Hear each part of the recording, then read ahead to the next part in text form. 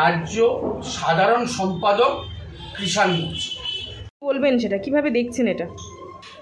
প্রথম কথা হচ্ছে যে জনগণ তৃণমূল সরকারের উপরে অতিষ্ঠ হয়ে গেছে।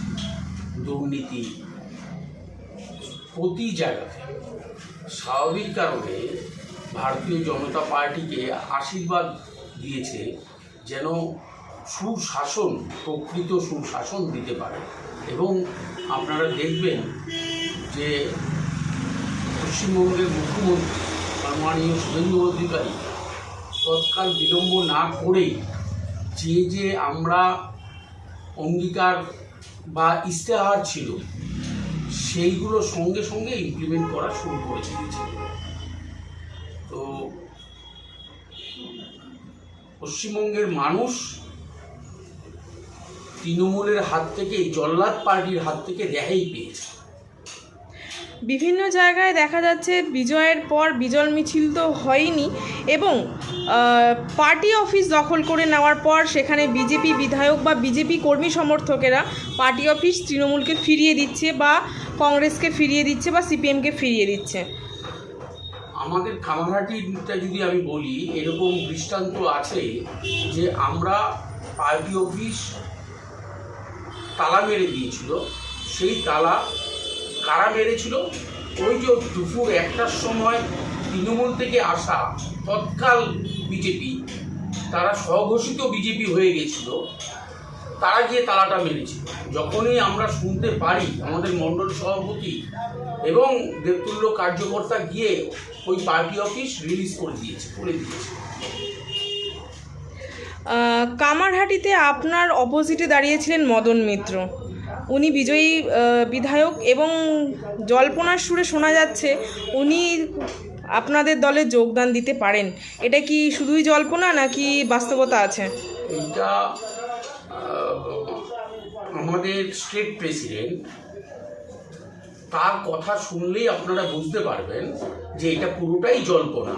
কারণ উনি বলে দিয়েছেন কোনো জয়নিং চলবে না। না, পাশে আবার অর্জুন সিং বলেছেন মদনদা তো আমাদেরই। দেখুন, আমাদের ভারতীয় জনতা পার্টির সাংগঠনিক যে কাঠামো, আমাদের রাজ্য সভাপতির উপরে এই রাজ্যে কিছু নেই সাংগঠনিকভাবে। তো স্বাভাবিকভাবে উনি যেটা বলেছেন তার উপরে কোনো কিছু চলবে না। বিজেপি সরকার আসার পর থেকেই স্কুলের বন্দে মাতরম গান হওয়া বা আরও বিভিন্ন যেই প্রকল্পগুলো তৎকালীন সরকার চালিয়ে এসছেন, সেগুলো সব কিছুই বহাল থাকছে। মানুষ কতটা উপকৃত হবে বলে মনে করছেন এই সরকার দ্বারা? আমি বলি যে বন্দে মাতরম, এই যে সংস্কৃতি তৃণমূল সরকার যেভাবে তুলে দিয়েছিল স্কুলগুলোতে, মুখ্যমন্ত্রী শুভেন্দু অধিকারী একদম সঠিক পশ্চিমবঙ্গের এই ডিসিশনটাকে সারা মানুষ পশ্চিমবঙ্গে সাধুবাদ জানাচ্ছে। আর পরের প্রশ্নটা কী ছিল আপনার?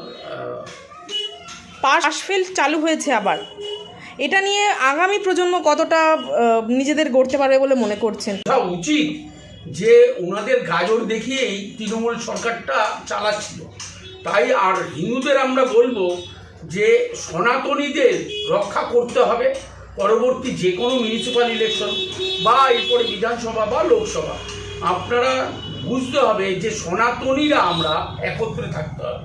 এই ভোটের মাধ্যমে আমি এটা বুঝেছি। টাকা করে যারা যেরকম পেতেন, অটোমেটিক্যালি তাদের ব্যাংকে 3000 টাকা করে অন্নপূর্ণা ভাণ্ডার ওটা ঢুকে যাবে, শুধু নামটা চেঞ্জ হয়ে যাবে। ঠিক আছে? কতদিন চলবে বলে মনে করছেন?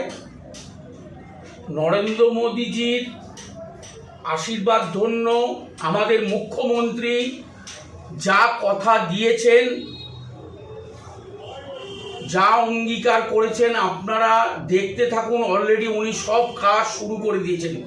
বিধবা ভাতা যা পেত তার ডবল হয়েছে 2000, বার্ধক্য ভাতা 2000, বিশেষ সক্ষম তাদেরও 2000 টাকা করে দেওয়া হচ্ছে। তা স্বাভাবিকভাবে আপনারা ধৈর্য ধরুন, দেখবেন সোনার বাংলা এই পশ্চিমবঙ্গ হবে। আসার পর থেকে কি সত্যি সোনার বাংলা করবে? অবশ্যই। যুবক যুবতীরা যারা চাকরি পায়নি তাদের যতদিন না পাবে 3,000 টাকা করে সাম্মানিক পাবে। আপনি দেখেছেন যে মহিলাদের বাসে, সরকারি বাসে বিনামূল্যে যাতায়াত অলরেডি মুখ্যমন্ত্রী অ্যাপ্রুভ করে দিয়েছে। তো মহিলারা দু হাত তুলে এই মুখ্যমন্ত্রী সম্মানীয় শুভেন্দু অধিকারী মহাশয়কে দু হাত তুলে আশীর্বাদ করছে।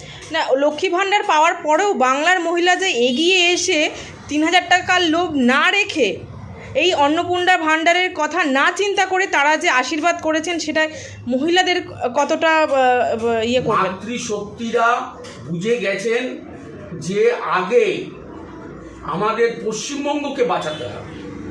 নারী শক্তি যারা আজকে বিভিন্ন জায়গায় ধর্ষণ এবং আপনি দেখেছেন অভয়াকাণ্ড, এই ধরনের ঘটনা প্রত্যেকটা জায়গাতে ঘটছে।